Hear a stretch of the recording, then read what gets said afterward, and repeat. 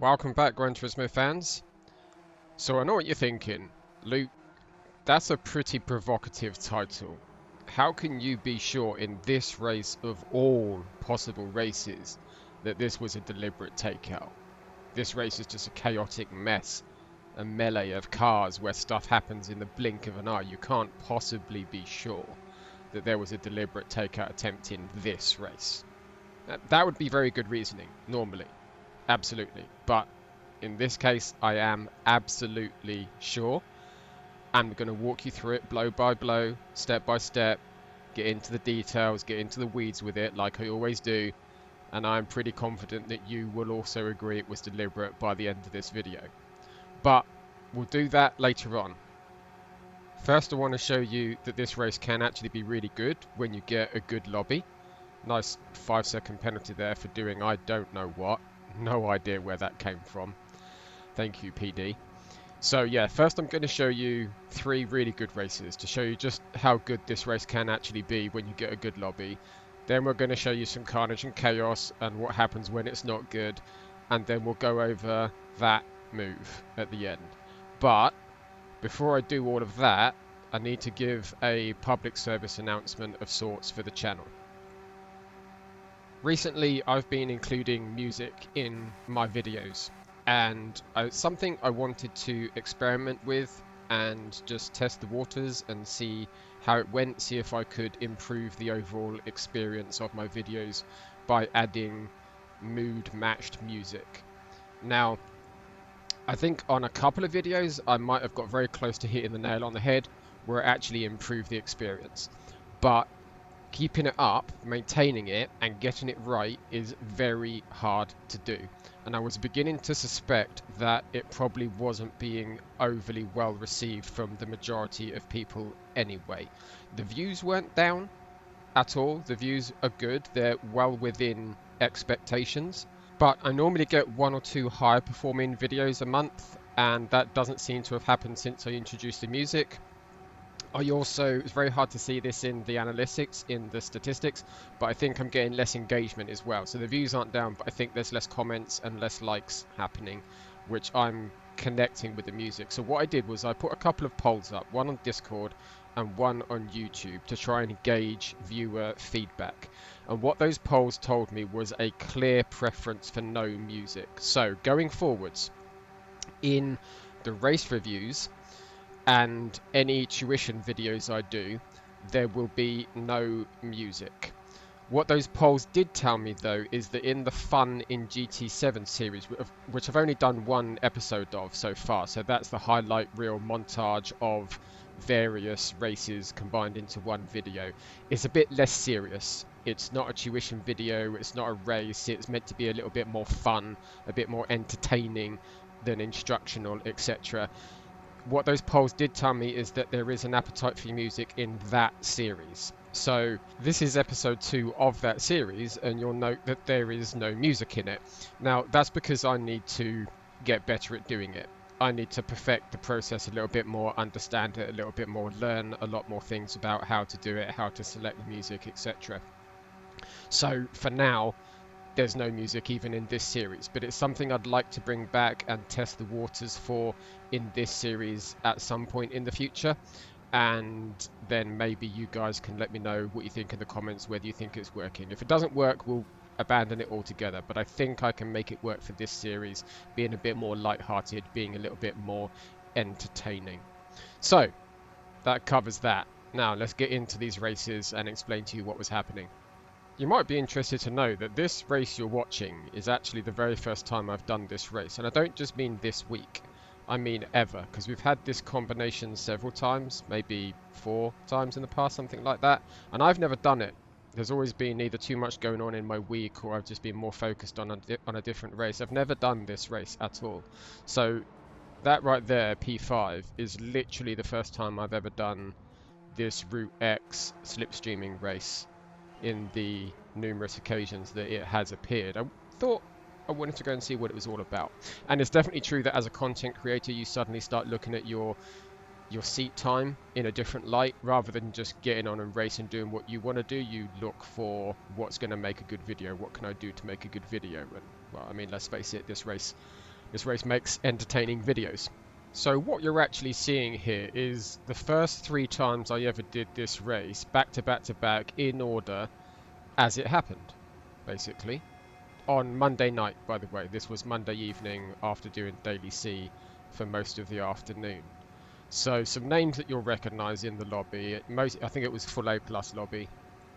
And coming in P5 with a 5-second penalty in the first race, I thought, okay, was that a fluke?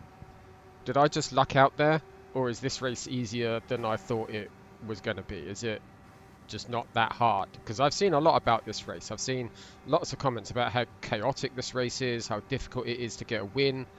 And I thought, okay, after getting P5 in my first race, how difficult is it to win this race? Let's try and find out.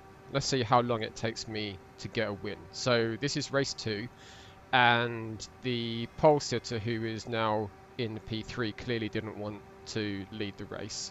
So he rubbed up against the barrier deliberately, causing himself to slow down, forcing me to make a decision. You either bump draft a really slow car, which is going to make everyone come flying past you, or you just go past him. I'm complete noob to this. So I thought, I'll take the lead. That's fine. The lead seems to me like the safest place to be fair. And from my logic, I thought if you maintain the lead up to the final corner, there's no nitrous in this race, by the way. You guys probably already know that, but PD did something different and we don't have nitrous boost like they had before. So I thought being in the lead probably isn't such a bad thing as it was in the previous iterations of this race. As soon as someone comes past you, you can just tuck into their slipstream. You've still got quite a run to the line after the first corner. So I'll lead. I'm quite happy to lead. So second race, I led. And literally nothing happened. I led the entire way.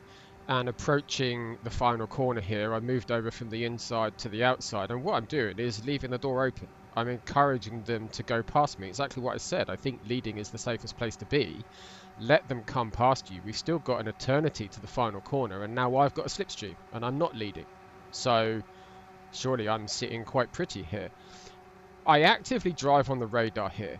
I'm almost looking at the radar more than where I'm going. My eyes are flicking backwards and forwards between the radar and where I'm going, and my peripheral vision is covering the rear view mirror. So that's how I manage this melee of cars. And the strategy isn't trying to find someone to work with. The strategy is, well, not at the final corner it isn't. For the rest of the race it is. The strategy is to find someone to work with. But coming around the final corner, the strategy is literally just trying to stay out of trouble. And the second race I brought home P3. So an improvement, a podium in my second race ever. So as I said, literally the strategy coming around the final corner, I'm no longer looking for the ideal slipstream. I'm no longer looking for the ideal line. It is literally just stay out of trouble. It's funnily enough everything I teach in the Racecraft Race IQ videos. Just survive the final corner. Because everyone's weaving about like a madman. And I'm actively trying to avoid that. I'm actively trying to just try and find the safest route between where I am to the line, and the melee will yield you a decent result. Okay, so the third race. Now, you may have noticed in the chat on the left-hand side, they're spamming SC, safety car, and Kimi Vellicini, of all people, is pulling up alongside me and beeping his horn, and then pulling in front of me and trying to slow me down. So I'm obviously fairly new to this race and the etiquette involved. I didn't understand what had happened. You can see Flexi there is saying slower. I could see that they were trying to slow me down. I could see they're saying safety car, which is sort of a way of saying slow down, right? What I didn't understand was why. I thought if there's been chaos at the start, I ain't waiting. That's nothing to do with me. You've just given me a free podium. Thank you very much. I was wrong. It turns out it was a bugged start. So I looked at the replay, and from something like P8 down, they just didn't launch. They couldn't get away. So once I realized that, I started to slow down. It's a long race. You don't have to slow down too much, and you don't want to slow down too much, because once those guys get going, they will bump draft you and they will catch you up big time. And if you're going too slow when they pass you, when they catch you, you'll be left for dead. So you want to be going fast enough that when they catch you, like this, I can get into the slipstream. Now, not everyone caught up there were a few stragglers who had such a bad start they didn't catch up, but I think 12 drivers caught up. So the vast majority of the field, and it makes it a fair race. Let's face it, at this point in the race, there's normally 2 or 3 people that have already crashed out. So started on pole, effectively now mid-pack, and it hasn't settled down into the slipstream train yet, and it does that right about here, I think. So now in P7, and it starts to form the orderly slipstream train that it should do.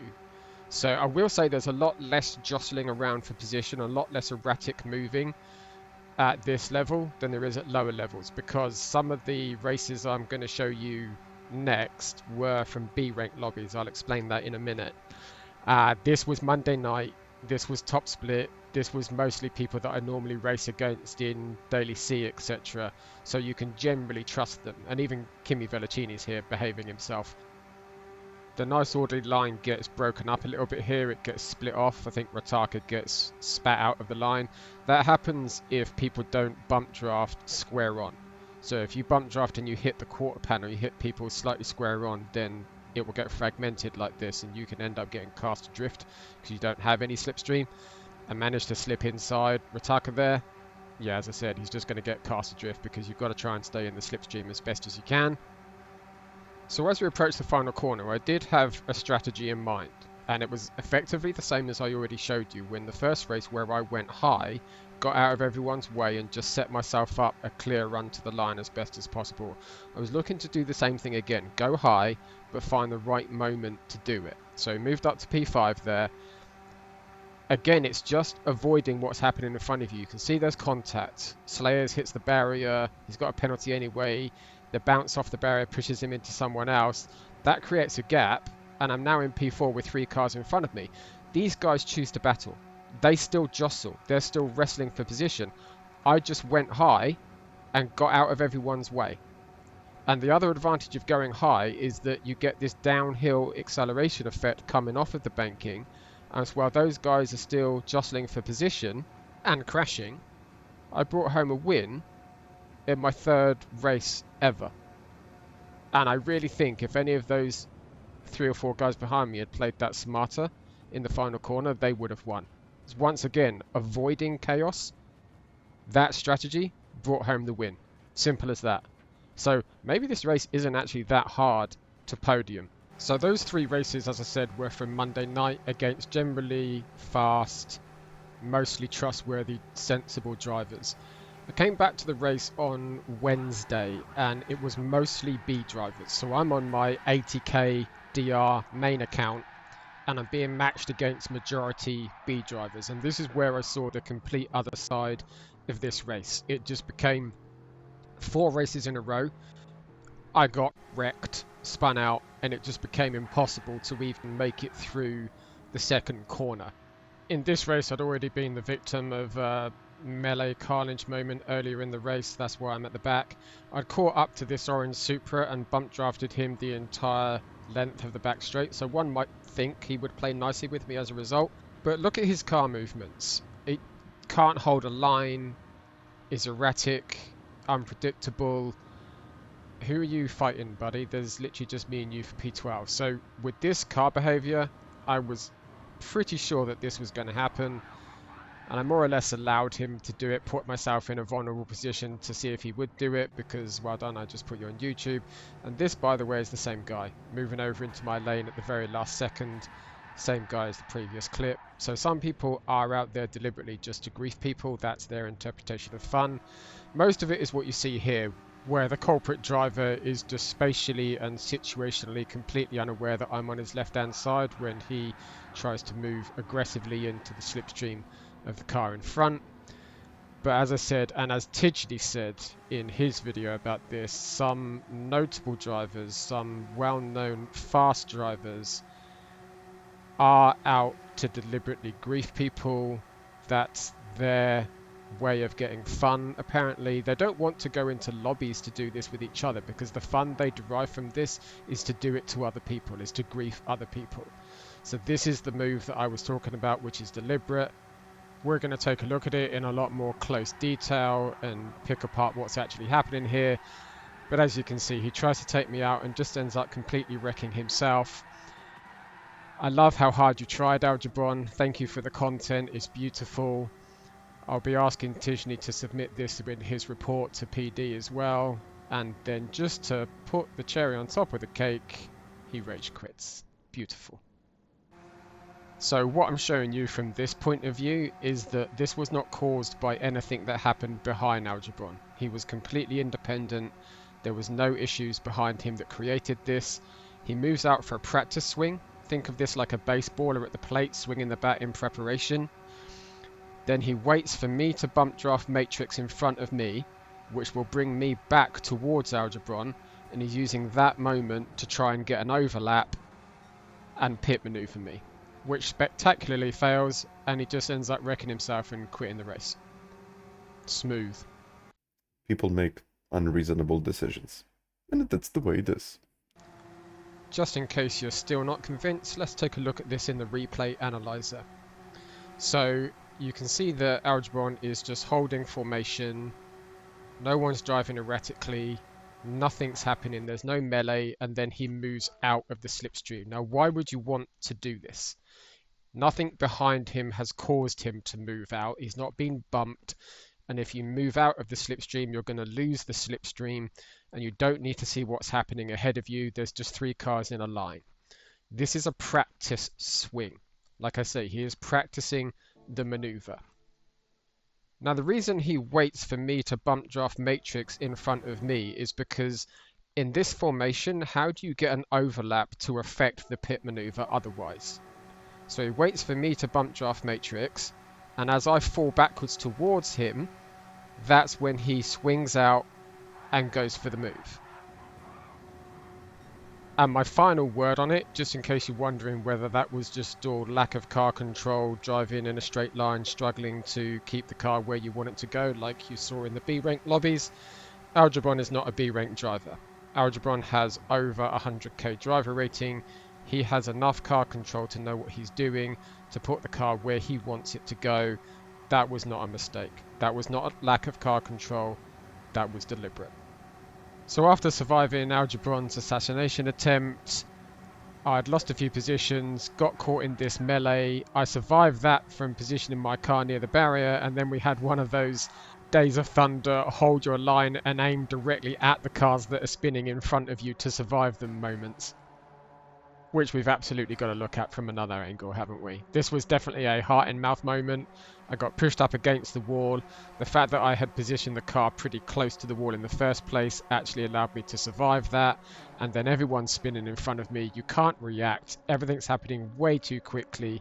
It's literally that Days of Thunder principle, if you've seen that movie, where they say, if someone's spinning right in front of you, aim directly at them, and the chances are by the time you get there, they've moved.